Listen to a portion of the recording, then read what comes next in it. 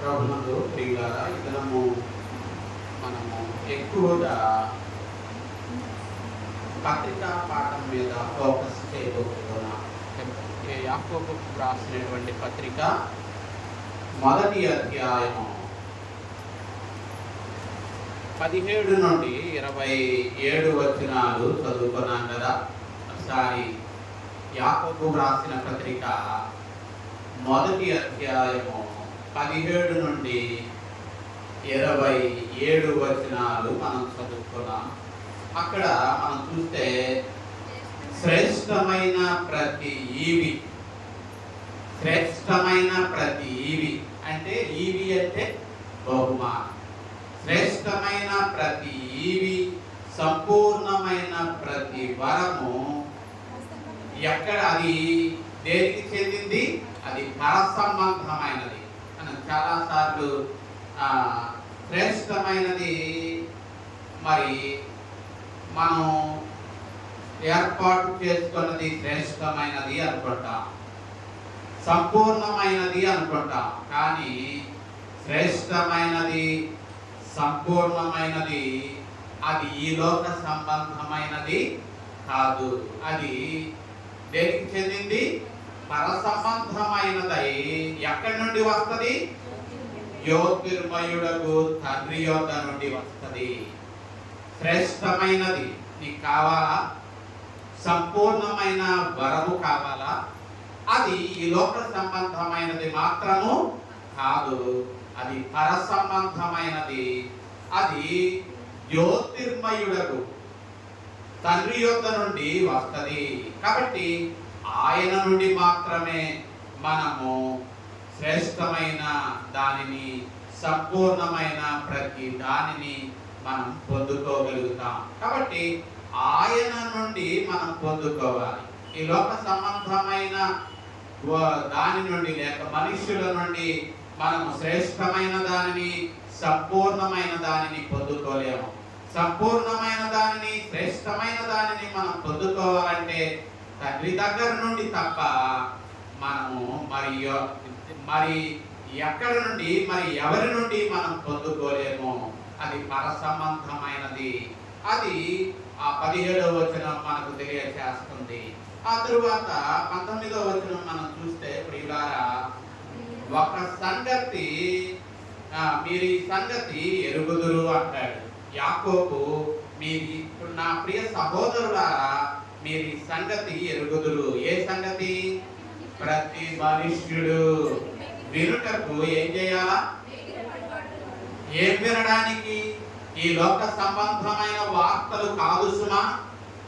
చాలా మంది వేగిరపడుతూ ఉంటారు, వాళ్ళ గుట్టులు వినడానికి కాదు, ఇతరుల యొక్క గుట్టు వినడానికి, ఇతరుల యొక్క రహస్యాలను, ఇతరుల యొక్క బలహీనతలను, ఇతరుల యొక్క రహస్యాలను వినడానికి వేగిరపడతా ఉంటారు. కానీ దేవుని బిడ్డలమైన మనం ఈ లోక సంబంధమైన ముచ్చటలకు చెవియొగ్గకూడదు, వేగిరపడకూడదు. మరి దేనికి వేగిరపడాలో ఇక్కడ చెప్తూ ఉన్నాడు.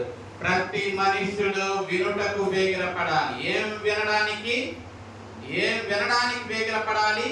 దేవుని వాక్యము వినడానికి వేగిరపడాలి.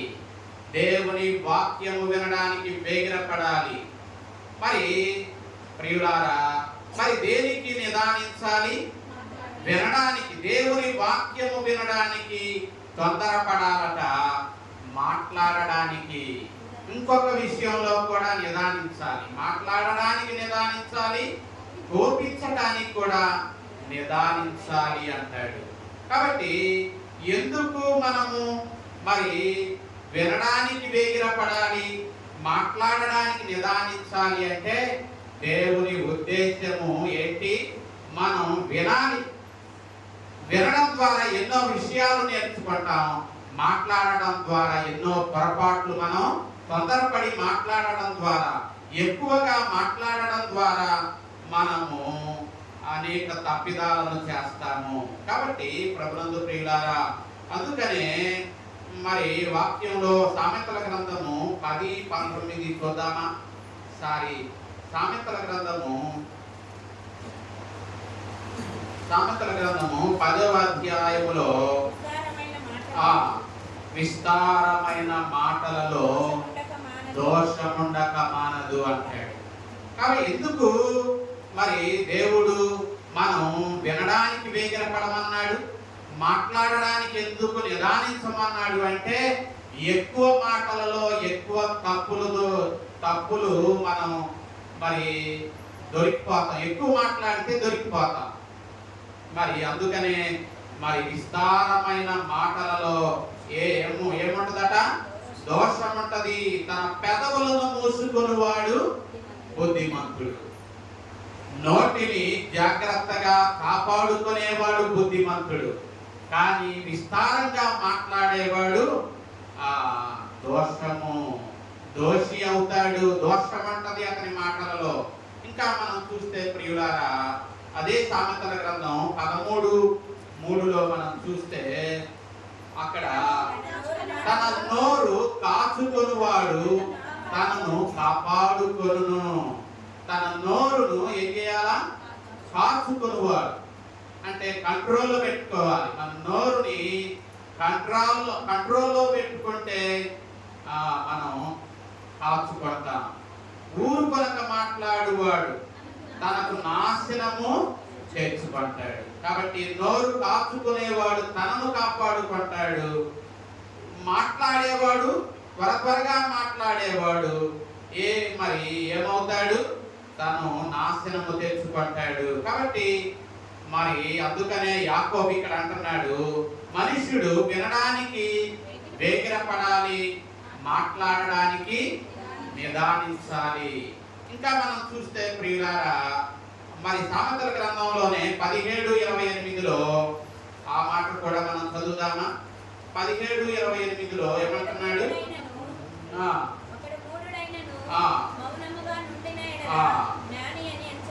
చూసారా అక్కడ ఏమంటూ ఉన్నాడు? 17:28లో ఒకడు మూఢుడైనను మౌనముగా ఉండిన ఎడల అతడు ఎలా ఎంచబడతాడు? జ్ఞానిగా ఎంచబడతాడు. అట్టి వాడు పెదవులు మూసుకొనగా వాడు వివేకి అని ఎంచబడతాడు. మనం ఎక్కువగా మాట్లాడామనుకోండి, మన అజ్ఞానం బయటపడుద్ది. మనం తక్కువగా మాట్లాడామనుకోండి, ఒకవేళ మనం బుద్ధిహీనులమైన మూర్ఖులమైన ఇతరులు మనల్ని జ్ఞానం గలవారుగా తలంచుతారు. అందుకని ఇక్కడ అంటాడు, మూర్ఖుడు మౌనముగా ఉండిన అతడు జ్ఞానిగా ఎంచబడతాడు. అట్టి వాడు పెదవులు మూసుకొనగా, మూఢుడైనను తన పెదవులు మూసుకొనగా వాడు వివేకము గలవాడు అని ఎంచబడతాడు అంటాడు. ఇంకా మనం చూస్తే ప్రియులారా, 20 సామెతల గ్రంథంలోనే 29:20లో ఒకసారి అక్కడ కూడా మనం చూద్దామా? 29:20లో ఏమంటాడు? ఆతురపడి మాటలాడు వానిని చూచితివా, వానికంటే మూర్ఖుడు సులువుగా గుణపడును. అంటే ఆత్రపడి మనం అంటే తొందరపడి మాట్లాడకూడదు. అందుకని యాకోబు భక్తుడు అంటాడు ఏమని? మీరు మాట్లాడుటకు నిదానించండి, వినడానికి వేగిరపడండి అంటాడు. ఇంకా మనం చూస్తే ప్రియులారా, యేసు ప్రభు కూడా మరి ఎక్కువ మాటలు మాట్లాడడం ఆయన కూడా గద్దించాడు. ఎక్కువ మాటలు మాట్లాడకూడదు. ఆ విషయాన్ని మత్తయి సువార్తలో 12వ అధ్యాయంలో మనం చూస్తే యేసు ప్రభు వారు కూడా స్వయంగా ఆ విషయాన్ని చెప్తూ ఉన్నాడు. ఒకసారి మత్తయి సువార్త 12వ అధ్యాయము 36-37 వచనాలు. నేను మీతో చెప్పున్నదేమనగా, మనుష్యులు పలుకు వ్యర్థమైన ప్రతి మాటను గూర్చి విమర్శ దినమున ఏం చెప్పాలి? లెక్క చెప్పాలి. కాబట్టి నీ మాటను బట్టే నీవు నీతిమంతుడవని ఏమవుతావు? తీర్పు నొందుతావు. నీ మాటను బట్టి అపరాధి అని తీర్పు నొందుతావు. కాబట్టి నీ మాట నీవెవరివో దేవుని ఎదుట ఏం చేస్తుంది? నిలబెట్టుద్ది. నీవు వ్యర్థమైన మాటను మాట్లాడితే విమర్శ దినమున దేవుడు తీర్పు తీర్చే దినము ఒక దినం ఉంది. ఆ దినమున నీ మాటను బట్టే నీవెవరవో నీవు తీర్పు తీర్చబడతావు. కాబట్టి యేసు ప్రభువు కూడా అంటున్నాడు, మాట్లాడడానికి ఏం చేయాలా? నిదానించాలి. వ్యర్థమైన మాటలు మన నోట రాకూడదు, సెటైర్లు రాకూడదు. మన నోట ఏం రాకూడదు? సేవకుడైనా విశ్వాసి అయినా మన నోట నుండి ఎటువంటి మాటలు రావడానికి వీల్లేదు. వ్యర్థమైన మాటలు, ఆదరణకరమైన మాటల చెప్పు, దేవుని మాటల పలుకు, అంతేగాని ఇతరులను నొప్పించే మాటలు, కత్తిపోటు వంటి మాటలు పలుకువారు అనేకులు ఉన్నారు కదా. కాబట్టి అటువంటి గాయపరిచే మాటలు, వ్యర్థమైన మాటలు, కొంతమంది సెటైర్లు కూడా వేస్తారు. అటువంటి మాటలు మనం మాట్లాడడానికి వీల్లేదు, తగదు కదా. విశ్వాసులమైన మనకి అటువంటి మాటలు తగదు కదా. కాబట్టి ఒక నోట నుండే మంచి జలమును నీవు ఏమంటాడు, ఉప్పు నీరును ఉబుకకూడదు కదా. దేవుడు సృష్టించిన సృష్టిలో ఒక ఊటలో నుండి చేదు నీరైనా వస్తుంది, లేక ఉప్పు నీరైనా వస్తుంది. చేదు నీరు, ఉప్పు నీరు ఎక్కడైనా రావడం చూచారా సృష్టిలో, దేవుడు కలుగజేసిన సృష్టిలో? కానీ ఈ నోట నుండి మాత్రం ఆశీర్వచనమును శాపవచనమును వస్తున్నాయి కదా. కాబట్టి ప్రభునందు ప్రియులారా, అటువంటి మాటలు మన నోట వస్తే మంచి మాటలు ఏమండి. అందుకనే పౌలు తన పత్రికల్లో స్పష్టంగా చెప్తాడు. పౌలు తన పత్రికల్లో ఏమంటాడు అంటే, మరి మీ నోట ఒకసారి కొలస్సీయులకు రాసినటువంటి పత్రికలో కొలస్సీయులకు రాసినటువంటి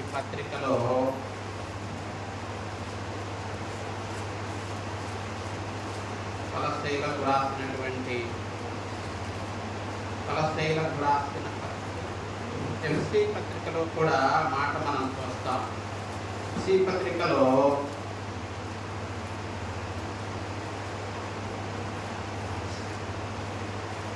4:26 మనం చూస్తే 4:26 ఏముంది? అక్కడ అది కాదు, ఒక్కొక్కసారి కొలస్సీయులకు రాసిన పత్రికలో కూడా 3వ అధ్యాయంలో మనం చూస్తే మరి 8వ వచనంలో, ఇప్పుడైతే మీరు కోపము, ఆగ్రహము, దుష్టత్వము, దూషణ, మీ నోటి బూతులు అనువీటిని ఏం చేయండి? విసర్జించండి అంటాడు. మీ నోట ఎటువంటి మాటలు రాకూడదు? అబద్ధపు మాటలు, మరి బూతులు మన నోట రాకూడదు అని స్పష్టంగా చెప్తూ ఉన్నాడు. అదే మరి ఎఫ్సీ పత్రిక 5వ అధ్యాయంలో 4వ వచనంలో కూడా అంటాడు, ఏమని? కృతజ్ఞతా వచనమే మీరు ఉచ్చరింపవలెను గాని మీరు బూతులైనను, పోకిరి మాటలైనను, సరసోక్తులైనను ఉచ్చరింపకూడదు, ఇవి మీకు తగవు. కాబట్టి ప్రభునందు ప్రియులారా, మరి 5:4లో కృతజ్ఞతా వచనమే అంటే మంచి మాటే మన నోట నుండి రావాలి. కానీ బూతి మాటలు కానీ, పోకిరి మాటలు కానీ, సరసోక్తులు కానీ ఏం చేయకూడదు? ఉచ్చరింపకూడదు. ఇవి మనకు తగవు. ఎందుకంటే ఒకప్పుడు తగిలి, ఎందుకంటే ఒకప్పుడు పూర్వము చీకటి అయి ఉన్నప్పుడు, చీకటిలో ఉన్నప్పుడు, దేవునికి దూరంగా ఉన్నప్పుడు ఈ మాటలన్నీ వచ్చినాయి. ఇప్పుడు మనము క్రీస్తునందు ఏమై ఉన్నాం? ప్రభునందు వెలుగై ఉన్నాం. కాబట్టి మన నోట నుండి ఏమి రావాలి? కృతజ్ఞతా వచనమే రావాలి. కృతజ్ఞతా వచనమే రావాలి, కానీ వ్యర్థమైన మాటలు రావడానికి వీలు లేదు. కాబట్టి ఇక్కడ యాకోబు భక్తుడు అంటాడు, మీరు మాట్లాడడానికి ఏం చేయాలా? మాట్లాడడానికి నిదానించండి, కోపించడానికి నిదానించండి, వినడానికి వేగిరపడండి అంటాడు. కాబట్టి ప్రభునందు ప్రియులారా, మనం ఆ రీతిగా ఉండాలి. అందుకే కోపించడానికి కోపానికి కూడా నిదానించాలట. కోపం అనేది తప్పు కాదు. యేసు ప్రభువారు మత్తయి సువార్తలో 5:22 అంటాడు, కోపం అనేది తప్పు కాదు కానీ నిర్నిమిత్తముగా కోపపడువాడు తప్పు చేస్తున్నాడు అంటాడు. ఒకసారి మత్తయి సువార్త 5:22లో నేను ఇతని మీద ఆ. కోపపడు ప్రతివాడు విమర్శకు లోనగును. నేను మీతో చెప్పున్నదేమనగా తన సహోదరుని మీద అంటాడు. కింద ఫుడ్ నోట్స్ లో ఏముంది? నిర్నిమిత్తముగా తన సహోదరుల మీద నిర్నిమిత్తముగా కోపపడు ప్రతివాడు కూడా ఏమవుతాడు? విమర్శకు లోనవుతాడు. కారణం లేకుండా, కొందరి కోపం కారణం లేకుండానే వస్తుంది. కారణం ఉండి కోపపడితే మంచిది. కారణం లేకుండా చీటికి మాటికి కోపపడటం అది పాపము అని ప్రభువే చెప్తూ ఉన్నాడు. కాబట్టి మరి మన కోపము ఎఫ్సి పత్రిక ఇందాక 4:26లో మరి ఎఫ్సి పత్రిక 4:26లో ఒక మాట కూడా చదువుదామా? 4:26లో ఏముంది? కోపపడుడి, నిర్నిమిత్తముగా కోపడకూడదు, కానీ కోపడాలి. కాబట్టి తప్పు చేస్తే మన బిడ్డలు ఏం చేయొచ్చు? కోపపడండి. ఇక్కడ అదే అంటాడు, కోపపడుడి. కానీ కోపంలో ఏం చేయకూడదు? మనం కోపంలో ఏం చేస్తాం? మన నోటితో తప్పు చేస్తాం కదా, కోపంలో అనరాని మాట్లాడతాం. కోపపడండి కానీ నిర్నిమిత్తముగా కోపపడద్దు. కోపములో ఏముండకూడదు? పాపము ఏం చేయొద్దు? చేయకుడి. పాపము ఏం చేయకూడదు? పాపము మనస్సులో పెట్టుకోకూడదు. అతడు సూర్యుడు ఉదయిస్తున్నాడు, సూర్యుడు ఏం చేస్తున్నాడు? అస్తమిస్తున్నాడు. అలాగే మన కోపము ఏమవ్వాలి? తప్పు చేసినప్పుడు కోపపడాలి. ఆ కోపాన్ని మాత్రం లోపల ఏం చేసుకోకూడదు. మనం తెలుగులో ఒక నానుడి ఉంది కదా, తన కోపమే తన శత్రువు, తన శాంతమే తనకు రక్ష. కాబట్టి కోపపడుడి, కానీ ఆ కోపములో పాపం చేయకూడదు. మనం చేసేదే అది. పాపం వచ్చినప్పుడు ఏమండి ఏదో ఇంట్లో నేల కొడతాం, ఏమండి ఇంట్లో అంత పెద్ద టీవీ తెచ్చుకుంటాం, నేల కొడతాం. పాపంలో ఎవరికి నష్టం? మనకే కదా. కోపంలో ఏం చేస్తాం? నోటికి ఏ మాట వస్తుందో మనం ఆలోచించాం, కాబట్టి చేస్తాం. ఆ తర్వాత మనం బాధపడతాం. కాబట్టి కోపపడుడి కానీ పాపము చేయకుడి. సూర్యుడు అస్తమించు వరకు మీ కోపము ఏం చేయకూడదు? నిలిచి ఉండకూడదు. ఒకవేళ నిలిచి ఉందా, ఆ కోపము ఏం చేస్తుంది?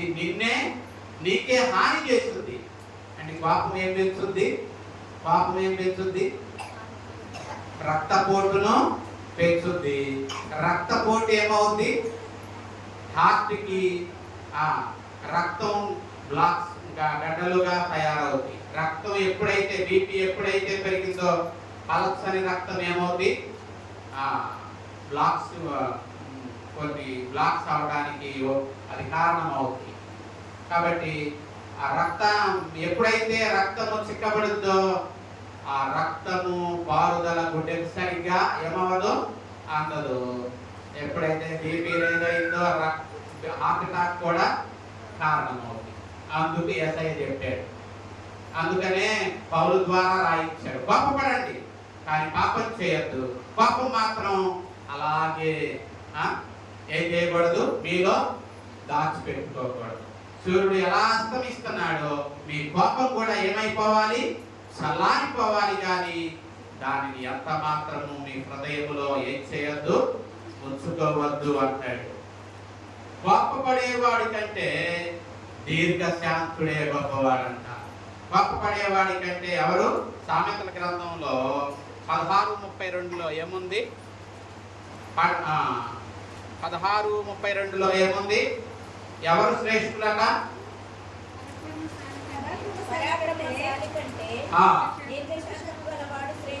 చూసారా? పరాక్రమశాలి కంటే దీర్ఘశాంతం గలవాడు శ్రేష్ఠుడు. పట్టణమును పట్టుకొనువానికంటే తన మనస్సును స్వాధీనపరచుకొనువాడు శ్రేష్ఠుడు. ఎన్నో పట్టణాలను దావీదు ఏం చేశాడు? పట్టుకున్నాడా? ఏమండి, దావీదు ఎన్నో రాజ్యాలను ఎన్నో పట్టణాలను పట్టుకున్నాడు, కానీ మనస్సును మాత్రం ఏం చేయలేకపోయాడు? మనస్సును మాత్రం కంట్రోల్ చేసుకోలేకపోయాడు. మరి ఎవరు శ్రేష్ఠులట? పట్టణాన్ని జయించేవాడు కాదు సుమా, మనస్సును అదుపులో పెట్టుకోగలవాడు. పరాక్రమశాలి కంటే, బలవంతుని కంటే ఓర్చుకునేవాడు, సహించుకునేవాడు నిజంగా గొప్పవాడు. కాబట్టి ప్రభునందు ప్రియులారా, అందుకనే ఈ దినము మరి యాకోబు ఎన్నో విషయాలు మనకు నేర్పాడు పత్రికలో. ఒకటేమన్నాడు? మాట్లాడడానికి నిదానించమన్నాడు. రెండవది ఏమన్నాడు? కోపించడానికి నిదానించమన్నాడు. ఇంకేమన్నాడు? వినడానికి వేగిరపడమన్నాడు. అది మరి ఈ 19వ వచనంలో మనం నేర్చుకుంటున్నాం. ఆ తరువాత 21వ వచనంలో ఏమంటాడు అంటే, ఏమి మానాలో చెప్తూ ఉన్నాడు. సమస్త కల్మషాన్ని, విర్రవీగుతున్న దుష్టత్వాన్ని మాని. ఏదే మాని అంటే విడిచిపెట్టి. ఏం విడిచిపెట్టాలి? సమస్త కల్మషాన్ని, విర్రవీగుతున్న దుష్టత్వాన్ని విడిచిపెట్టి లోపల నాటబడి. లోపల ఏం చేయబడాలి? నాటబడి ఆత్మలను రక్షించుటకు శక్తి గల వాక్యమును సాత్వికముతో ఏం చేయండి? అంగీకరించండి. వాక్యము ఎక్కడ నాటబడాలి? లోపల ఏం చేయబడాలి? నాటబడాలి. వాక్యము లోపల నాటబడాలి. దేవుని వాక్యము ఫలించాలి అంటే అది లోపల ఏం చేయబడాలి? నాటబడాలి. విత్తనము అది మొలకెత్తి ఫలించాలి అంటే అది భూమిలో ఏం చేయబడాలి? నాటబడాలి. అలాగే వాక్యము ఏం చేయబడాలి? వాక్యము లోపల నాటబడాలి. వాక్యము ఫలించాలి అంటే, దేవుని వాక్యము ఫలించాలంటే విశ్వాసముతో దేవుని వాక్యము మనము అంగీకరించాలి. ఆ వాక్యానికి విధేయులం అవ్వాలి. అప్పుడు మన హృదయములో ఆ వాక్యము ఏమవుద్ది? నాటబడుద్ది.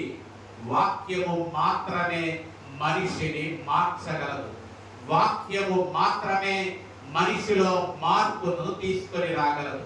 కాబట్టి దేవుని వాక్యం, నీవు ఎందరి మాటలు విన్నా నీలో మార్పు రాకపోవచ్చు, కానీ దేవుని వాక్యము వినడం ద్వారా, అందుకనే కుటుంబాలుగా దేవుని సన్నిధికి రమ్మని మిమ్మల్ని అడిగే, కుటుంబాలుగా మనము దేవుని సన్నిధికి వస్తే దేవుని వాక్యము వినడం ద్వారా ఆ వాక్యము మనలను మార్చుద్ది, ఆ వాక్యము మనలను రక్షించుద్ది. కాబట్టి ప్రభునందు ప్రియులారా, అపోస్తులుల కార్యాలు 2:37లో కఠినులైనటువంటి యూదులు పరిశుద్ధాత్మతో నింపబడినప్పుడు పేతురు దేవుని వాక్యాన్ని ఏం చేస్తున్నాడు? బోధిస్తూ ఉన్నాడు. దేవుని వాక్యాన్ని బోధిస్తూ ఉన్నటువంటి పేతురు మాటలు వినినటువంటి యూదులు ఏం చేశారు? 2:37లో, అపోస్తులుల కార్యాలు 2:37లో, వారు ఆ మాట విని హృదయములో నొచ్చుకొని అంటే క్రింద ఫుట్నోట్స్ లో ఏముంది? దేవుని వాక్యము మన హృదయములో ఏమవుద్ది? పొడవబడుద్ది. దేవుని వాక్యము మన హృదయములో నాటబడుద్ది. కాబట్టి దేవుని వాక్యము మన హృదయములో నాటబడినప్పుడు మనలో మార్పు కలుగుద్ది. ఏమంటే దేవుని మాటలు మనలో మార్పుని చేస్తాయి, కలుగజేస్తాయి. దేవుని మాటలు మాత్రమే మనలను ఏం చేయగలుగుతాయి? రక్షించగలుగుతాయి. కాబట్టి ప్రభునందు ప్రియులారా, అటువంటి మాటలను మనం ఏం చేయాలి? లోపల నాటబడిన మన ఆత్మలను రక్షించుటకు శక్తి గల వాక్యాన్ని మనం ఏం చేయాలి? సాత్వికముతో అంగీకరించాలి. ఇంకా ఏమంటున్నాడు 22వ వచనంలో, 22వ వచనం, మీరు వినువారు మాత్రమై ఉండి మిమ్మల్ని మీరు ఏం చేయొద్దు, పుచ్చుకొనకుండా వాక్య ప్రకారము ప్రవర్తించండి. వాక్య ప్రకారం ప్రవర్తించకుండా దేవుని వాక్యం వినడం వలన ప్రయోజనం లేదు. కేవలం వినడం మాత్రమే మనం చేసినట్లయితే మనము పాపాన్ని కూడబెట్టుకుంటున్నాము.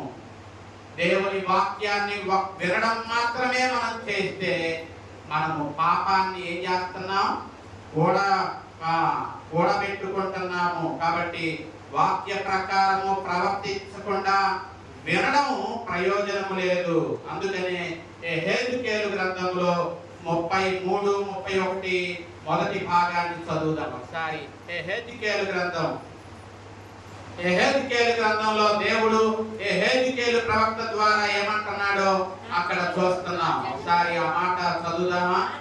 నా జనులు రాదగిన విధముగా వారు నీ యొద్దకు వస్తారు.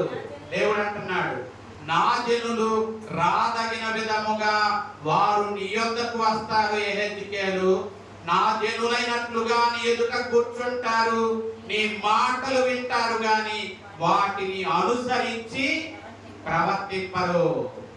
దేవుడు యెహెజ్కేలుతో చెప్తూ ఉన్నాడు ఏమని? నా జనులు రాదగిన విధంగా వారు నీ యొద్దకు వస్తారు, నా జనులైనట్టుగా నీ యొద్ద కూర్చుంటారు, నీ మాటలు వింటారు గాని వాటిని ఏం చేయరు, ప్రవర్తింపరు. కాబట్టి దేవుని వాక్యము ఇక్కడ యాకోబు భక్తుడు అంటున్నాడు, మీరు వినువారు మాత్రమై ఉంటే మీ పాపము అధికముగా ఉంటది. వినువారు మాత్రము కాకుండా వాక్య ప్రకారము ప్రవర్తించేవారుగా మీరు ఉండాలి. కాబట్టి మరి విత్తువాని ఉపమానములో 4 రకాల మనుష్యులు వాక్యాన్ని విన్నారా, వినలేదా? చెప్పండి. విత్తువాని ఉపమానంలో మనం మత్తయి సువార్త 13వ అధ్యాయంలో మనం చూస్తే, ఒకసారి మత్తయి సువార్త 13వ అధ్యాయం, త్రోవ ప్రక్కన పడిన విత్తనములను పోలిన వారు వాక్యాన్ని విన్నారా? 13, 19లో విత్తువాని గురించిన ఉపమాన భావం వినండి.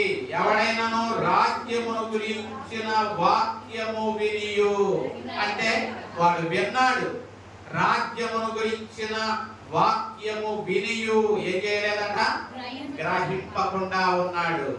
కాబట్టి మొదట త్రోవ ప్రక్కన పడిన విత్తనములను పోలిన వారు వాక్యం విన్నారు. అలాగే 20వ వచనంలో రాతి నేలన విత్తబడిన వాడు కూడా ఏం చేశాడు, విన్నాడు. రాతి నేలన పడిన విత్తనములను పోలిన వాడు కూడా విన్నాడు. త్రోవ ప్రక్కన పడిన విత్తనములను పోలిన వాడు కూడా విన్నాడు. మరి ఇంకా మనం చూస్తే ప్రియులారా 22వ వచనంలో, ముండ్ల పొదలలో విత్తబడిన వాడు వాక్యము వినువాడే, వాడు కూడా విన్నాడు. ఈ 3 రకాల మనుషులు విన్నారు. ఎవరు? త్రోవ ప్రక్కన విత్తనములు పడిన, త్రోవ ప్రక్కన విత్తనాలు పడిన పోలిన వారు విన్నారు. అలాగే ముండ్ల పొద, రాతి నేలన పడిన విత్తనాలను పోలిన వారు విన్నారు. తర్వాత ముండ్ల పొదలలో పడిన విత్తనములను పోలిన వారు విన్నారు. కాబట్టి ప్రభునందు ప్రియులారా, ఈ 3 రకాల మనుషులు విన్నారు కానీ ఫలించారా? ఫలించలేదు. మరి ఎవరు ఫలించారు? మనం 23వ వచనంలో చూస్తే, మంచి నేలన విత్తబడిన వాడు వాక్యమును విని ఏం చేశాడు, గ్రహించాడు. అట్టి వారు ఏమయ్యారు? సఫలులై, ఒకడు 100 ఒకడు 60 ఒకడు 30 ఫలించాడు. కాబట్టి ప్రభునందు ప్రియులారా, వాక్యం వినాలి, విని వాక్యమును అనుసరించాలి. అప్పుడే మనము ఏమవుతాం, ఫలిస్తాము. యూదులు కూడా దేవుని వాక్యము చదివేవాడు. మనకంటే ఎక్కువగా యూదులు దేవుని వాక్యం చదువుతారు. మనకంటే పరిసయ్యులు, శాస్త్రులు యూదులైన వారు దేవుని వాక్యం చదువుతారు. దేవుని వాక్యం చదవడం మాత్రమే కాదు, యేసయ్య చెప్పే బోధలు విన్నారు, ధర్మశాస్త్రాన్ని చదివారు, చదివి దానిని కంఠస్థం కూడా చేశారు. చదవడం మంచిదే, వినడం మంచిదే, కంఠస్థం చేయడం మంచిదే. కానీ వారు ఏం చేశారు అంటే యేసయ్య చెప్తూ ఉన్నాడు మత్తయి సువార్త 23వ అధ్యాయంలో. మత్తయి సువార్త 23వ అధ్యాయంలో వాళ్ళు దేవుని వాక్యాన్ని చదవడం మాత్రమే కాదు, వినడం మాత్రమే కాదు, కంఠస్థం చేయడం మాత్రమే కాదు. ఏమండి, వాళ్ళు కంఠస్థం చేశారు, విన్నారు, చదివారు. కానీ 23:3 చివరి భాగంలో వారు చెప్పుదురే గాని ఏం చేయరట? చెప్తారు, చదువుతారు, వింటారు, కంఠస్థం చేస్తారు. ఏమండి, దానిని మాత్రం వాళ్ళు చేయరు. కాబట్టి ప్రభునందు ప్రియులారా, అందుకనే మీరు వినువారు మాత్రమై ఉండి మిమ్మల్ని మీరు మోసపుచ్చుకోనకుండా వాక్య ప్రకారం ఏం చేయమన్నాడు యాకోబు? ప్రవర్తించమని చెప్తూ ఉన్నాడు. ఇంకా యేసు, మరి ఒక యేసు ప్రభు వారు మాత్రమే కాదు, స్టెఫను కూడా ఏమన్నాడు? అపోస్తుల కార్యాలలో ఏమన్నాడు? స్టెఫను కూడా అపోస్తుల కార్యాలలో ఏమన్నాడో మనం చూస్తున్నాం. సారీ, ఈ 7వ అధ్యాయం 53వ వచనం.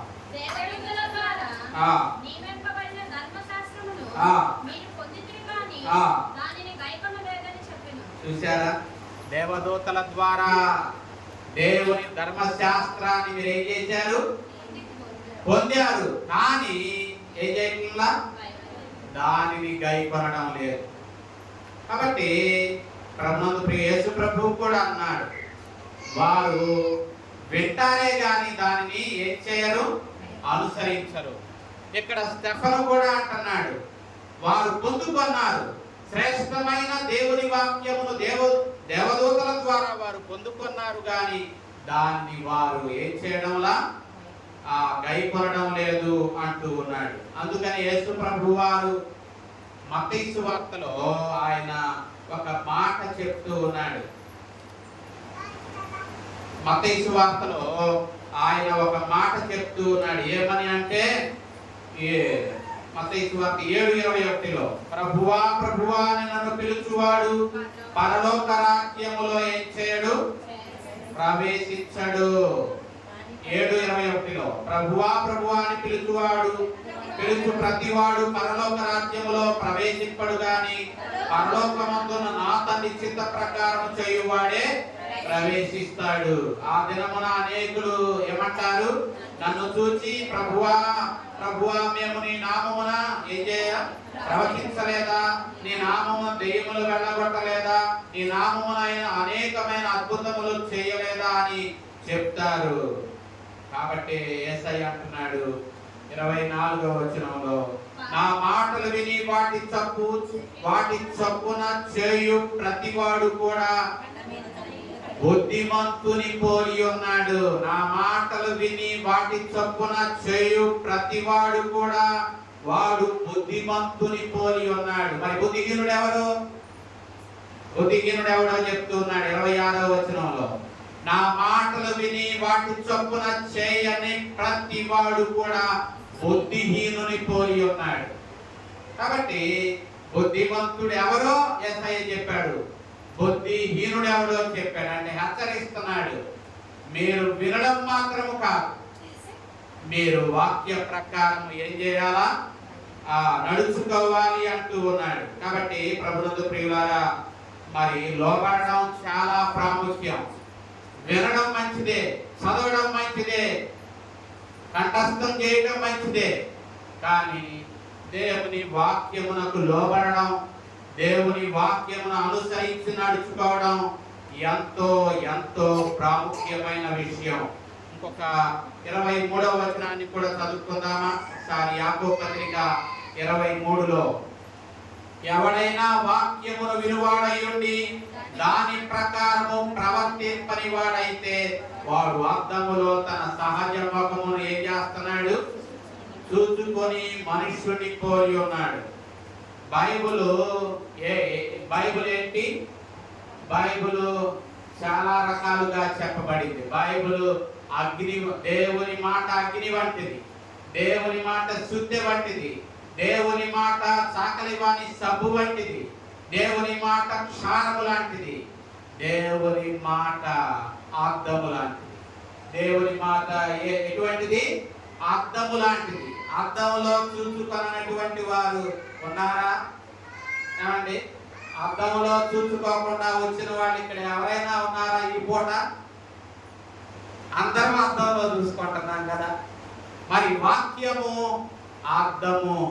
వాక్యము జాగ్రత్తగా మనం చదివితే, వాక్యం జాగ్రత్తగా మనం చదివితే అది మన అంతరంగాన్ని చూపెడుతుంది. ఈ భౌతికమైనటువంటి అద్దాలు ముఖాన్ని చూపెడితే వాక్యం అనే అద్దము మన అంతరంగాన్ని ఏం చేస్తుంది? చూపెట్టుద్ది. వాక్యాన్ని జాగ్రత్తగా చదవండి. వాక్యాన్ని జాగ్రత్తగా చదివితే మన అంతరంగము మనకు కనపడుద్ది. అయ్యో, నేను ఈ విషయంలో సరిదిద్దుకోలేకపోతున్నానే, ఈ విషయంలో నేను సరిదిద్దుకోవాలి అని మనకు వాక్యం అర్థంలాగా చూపెట్టుద్ది. అప్పుడు మనం ఏం చేయాలా? వాక్యం చదువుతూ ఉన్నప్పుడు జాగ్రత్తగా. అందుకనే 119వ కీర్తనలో యవనస్తులు దేని చేత తమ నడతను శుద్ధి చేసుకుందరు? దేవుని వాక్యమును జాగ్రత్తగా చూచుకొనుట చేతనే కదా. దేవుని వాక్యము యవనస్తులైన బిడ్డలు, యవనులారా దేవుని వాక్యాన్ని జాగ్రత్తగా ప్రతిరోజు దేవుని వాక్యాన్ని ఏం చేయండి? యవనులారా, ప్రతిరోజు దేవుని వాక్యాన్ని ఏం చేయండి? చదవండి. దేవుని వాక్యము మీ అంతరంగాన్ని మీకు చూపెట్టుద్ది. దేవుని వాక్యము మీ అంతరంగాన్ని మీకు చూపెట్టుద్ది. దేవుని వాక్యము మీ అంతరంగాన్ని చూపించినప్పుడు సరి చేసుకోండి. దేవుని వాక్యము మీ అంతరంగాన్ని చూపించినప్పుడు సరి చేసుకోండి. ఒకవేళ సరి చేసుకోలేరా? ఏమండి, అద్దం దగ్గరికి వెళ్ళి బార్డర్ ఒక చోట ఎక్కువగా ఉంది, సరి చేసుకోకుండా వెళ్ళిపోయామనుకోండి, ఏమో సరి చేసుకోకుండా వెళ్ళిపోతామా? అద్దములో మన ముఖాన్ని ఎక్కడో ఎక్కడ బార్డర్ ఏదో కొంచెం తేడాగా ఉంటే సరి చేసుకుంటాం కదా. సరి చేసుకోకుండా ప్రక్కకు వెళ్ళామనుకోండి, మరిచిపోతాం.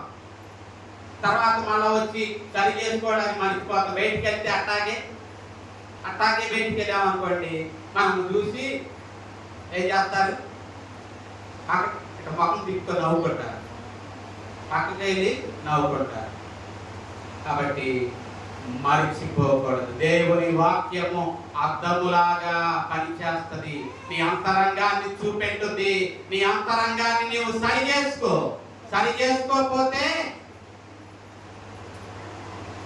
సరి చేసుకుందాంలే అనుకున్నావు అనుకో, ఆ తర్వాత సరి చేసుకోవడం మరిచిపోతావు. సరి చేసుకోవడం ఏం చేస్తావు? మరిచిపోతావు.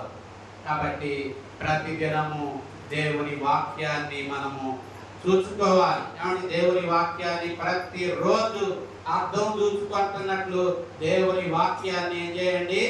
చూడండి. మీ అంతరంగము మీకు ఏం చేస్తుంది? ఎవరులారా కనిపెట్టుద్ది.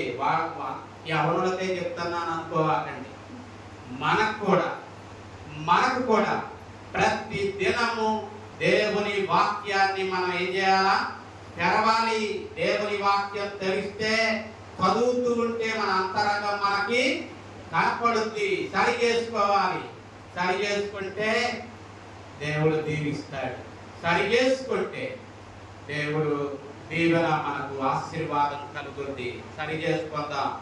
కాబట్టి ప్రభునందు ప్రియులు, ఎంత కాలము మార్పు లేక జీవింతు, ఇంతలోనే యేసు వస్తే ఏమి చేతువు? ఎంత కాలము మార్పు లేక జీవింతు,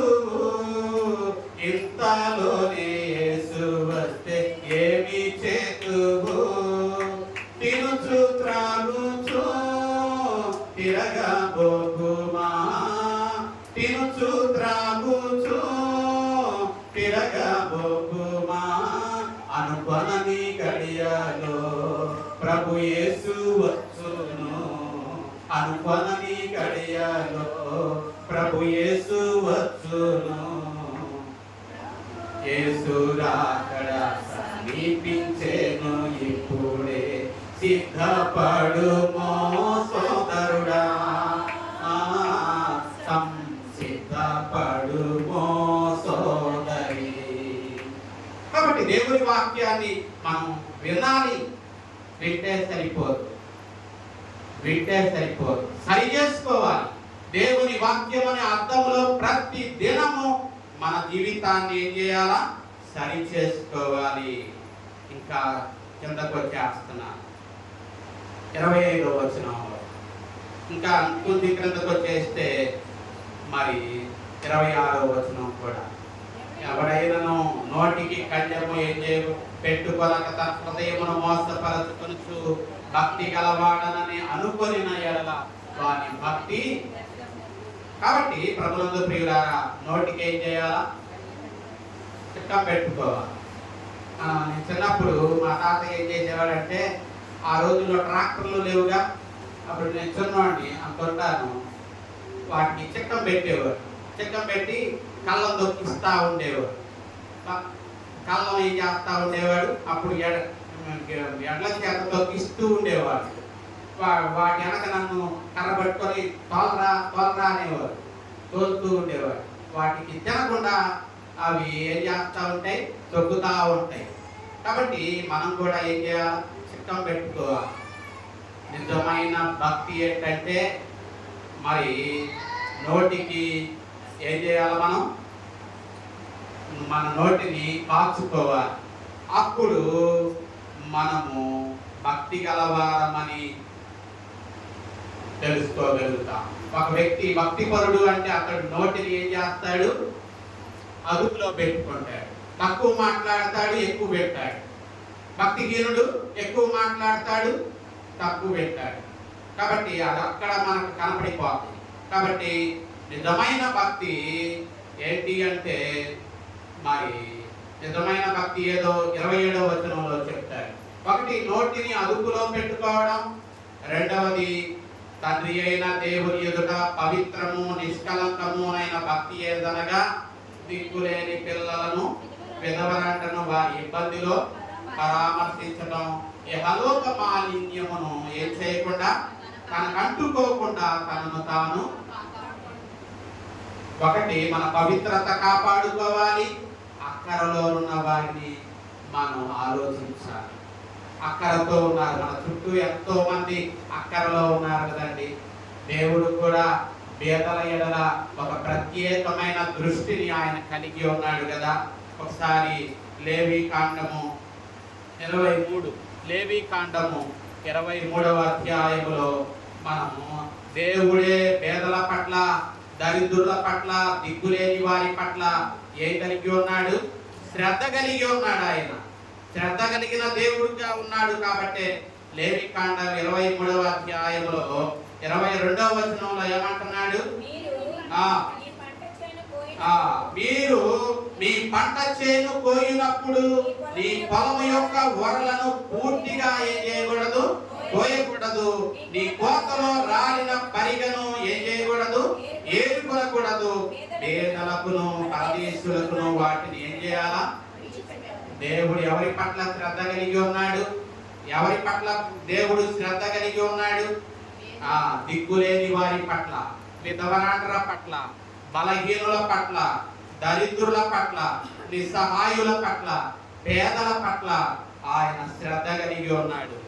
ఆయనను సంతోష పెట్టాలి అంటే ఆయన మనస్సు కూడా మనం కలిగి ఉండాలి.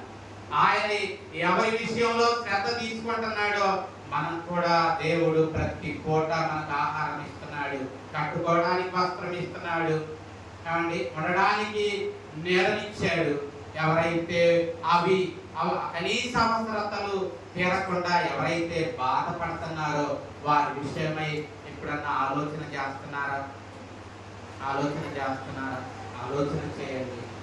మన సంఘంలోని ఒకవేళ ఉన్నారేమో కొంతమంది అండ్ ఏ రోజుకి ఆ రోజు ఒలి చేస్తూ తెచ్చుకునే వాళ్ళు ఉన్నారు కదా.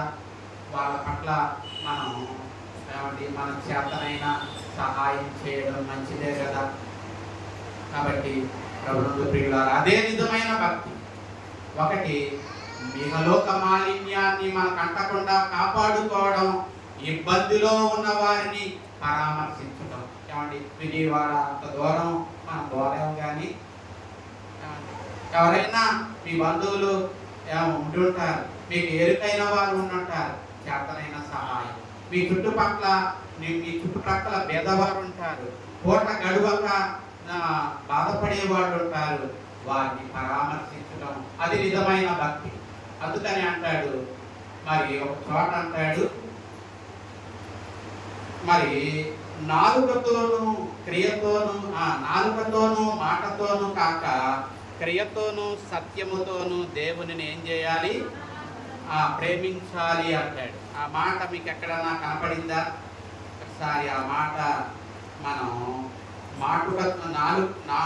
మాటతోనూ నాలుకతోనూ కాక క్రియతోనూ సత్యముతోనూ మనం ప్రేమిస్తాము. యోహాను రాసినటువంటి మొదటి పత్రిక 3వ అధ్యాయము 18వ వచనం. 1:13 యోహాను రాసిన మొదటి పత్రిక 3:18. చిన్నపిల్లలారా, మాటతోనూ నాలుకతోనూ కాక క్రియతోనూ సత్యముతోనూ ఏం చేద్దాం? క్రియతో ప్రేమించాలి. చలిగాచుతో కడుపు నిండా తిను, వారు తినడానికి ఉంటేగా. ఏమండి, కొందరు నాలుగుతోనే అయ్యా బాగుండయ్యా, కడుపు నిండా తిను, చలిగాచుకో. యాకోబు పత్రిక అదే చెప్తాడు.